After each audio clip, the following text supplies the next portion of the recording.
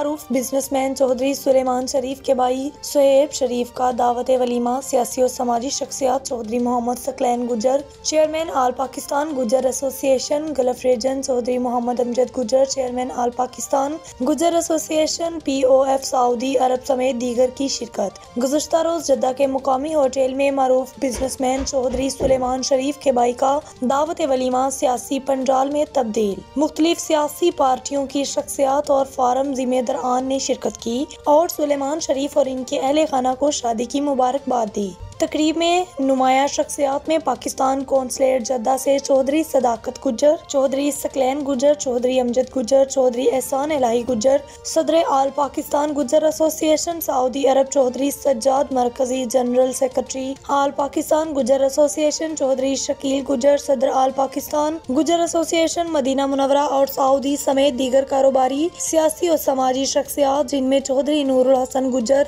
सदर Pak media journalist forum Atif Ali Wattoo, Chaudhry Rizwanul Haq, Chaudhry Arshad के अलावा पाकिस्तानी कम्युनिटी के मुअज़्ज़ज़ अफराद ने भी शिरकत की।